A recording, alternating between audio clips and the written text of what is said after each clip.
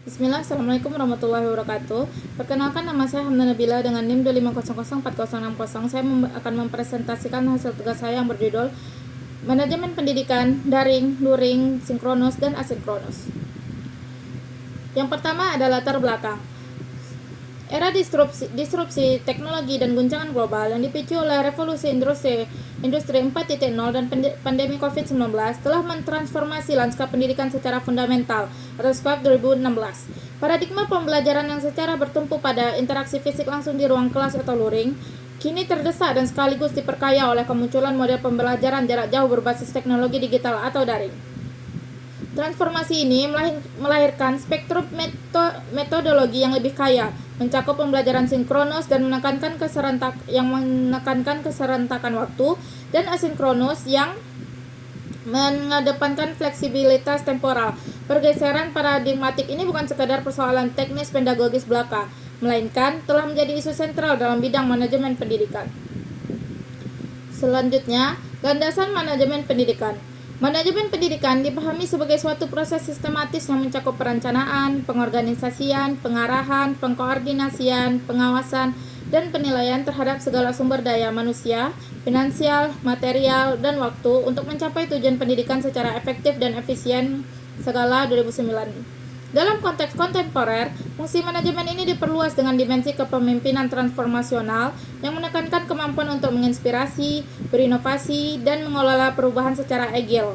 Menurut Mulyasa 2003, objek pengelolaannya tidak lagi terbatas pada lingkungan fisik sekolah, tetapi telah meluas kepada ekosistem pembelajaran hybrid yang mencakup ranah fisik dan digital.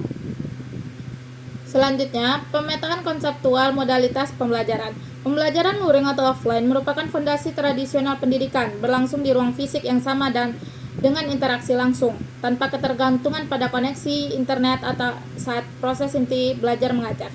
Sementara itu, pembelajaran daring atau online menandakan pergeseran ke ruang virtual yang bergantung pada konektivitas jaringan. Dalam ranah daring, terdapat dua pembagian utama berdasarkan dimensi waktu. Pembelajaran daring sinkronus mensyaratkan keserentakan waktu atau real time di mana guru dan siswa bertemu di platform virtual pada waktu yang telah ditentukan, seperti dalam video konferensi atau kelas live chat. Sebaliknya, pembelajaran daring asinkronus membebaskan peserta dari ikatan waktu yang serempak, memungkinkan akses terhadap materi, diskusi, dan tugas dilakukan secara fleksibel sesuai waktu luang masing-masing.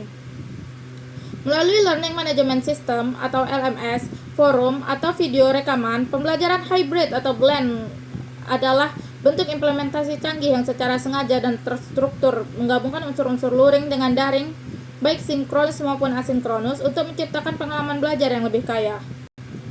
Selanjutnya, fasilitas dan media pembelajaran. Sebuah analisis mendalam, setiap modalitas pembelajaran memerlukan ekosistem pendukung yang unik. Pembelajaran luring bertumpu pada fasilitas fisik konkret, seperti ruang kelas dengan sirkulasi udara dan pencahayaan yang memadai, laboratorium beserta peralatannya, perpustakaan dengan koleksi buku, serta alat peraga edukatif. Media utamanya bersifat analog dan tangible, papan tulis, buku teks, modul cetak, chart, dan model 3 dimensi.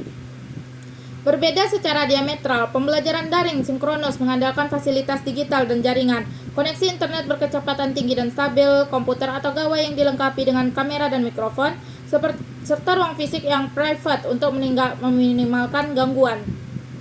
Media kuncinya adalah platform komunikasi sinkron seperti Zoom, Google Meet, atau Microsoft Teams yang dilengkapi fitur berbagi layar, papan tulis digital, dan polling interaktif.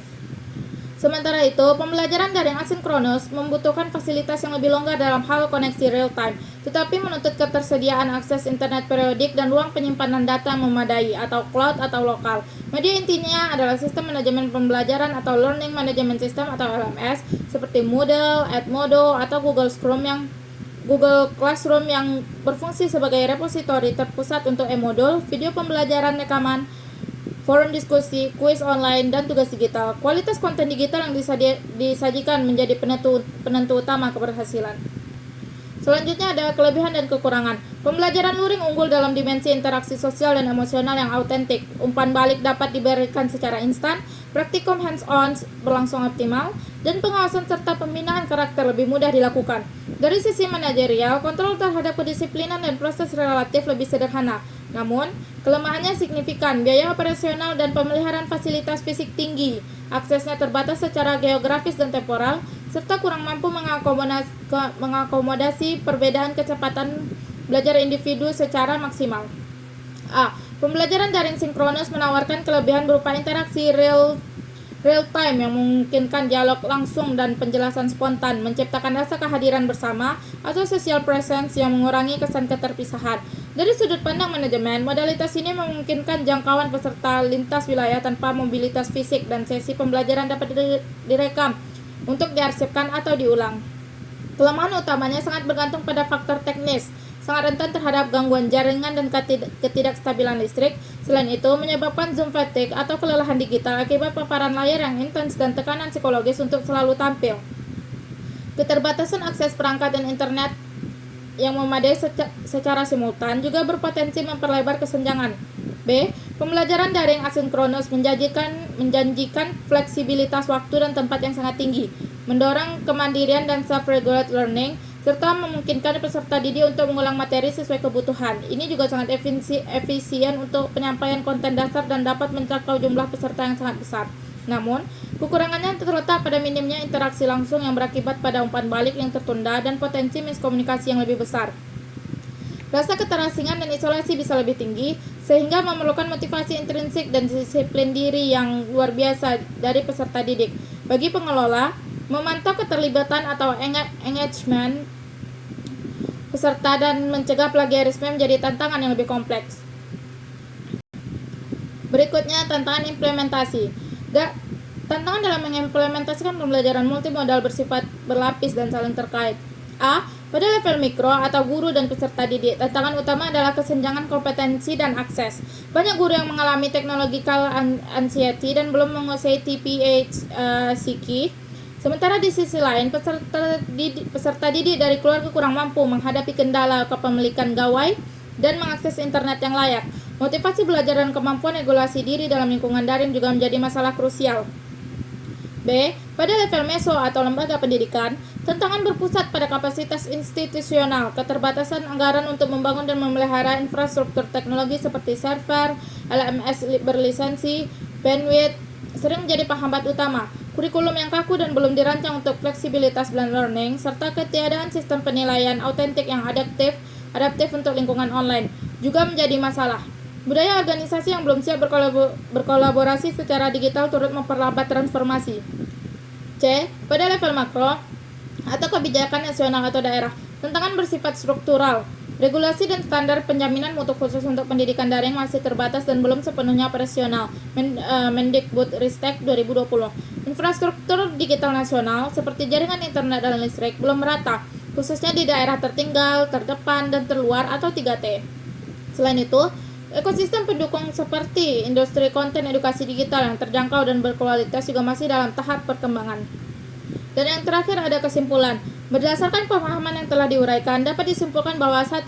Pembelajaran luring, daring sinkronus, dan daring asinkronus merupakan 3 poros utama dalam ekosistem pendidikan modern yang masing-masing memiliki filosofi, prasyarat teknis, dan dinamika pedagogis yang khas.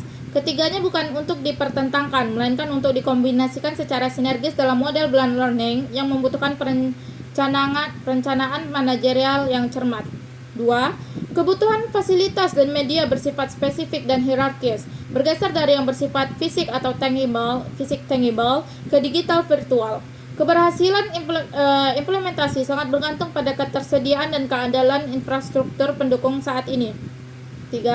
Setiap modalitas mengandung dilema dan trade-off. Keunggulan satu aspek, misalnya fleksibilitas asinkronus, sering diimbangi oleh kelemahan aspek lain seperti potensi keterasingan. Tugas manajemen pendidikan adalah merancang kombinasi yang optimal untuk memaksimalkan manfaat dan memitigasi risiko. 4. Tantangan implementasi bersifat sistemik, multidimensi, dan saling terkait antara level mikro, meso, dan makro. Tantangan terberat adalah mengatasi kesenjangan digital dan melakukan transformasi budaya serta mindset seluruh pemangku kepentingan. 5. Implementasi yang efektif menuntut pendekatan manajemen yang komprehensif, sistematif, dan siklis, mulai dari perencanaan strategis, pengorganisasian sumber daya, pelaksanaan terpandu, hingga evolusi berbasis data untuk perbaikan berkelanjutan. Sekian dari saya ucapkan terima kasih. Assalamualaikum warahmatullahi wabarakatuh.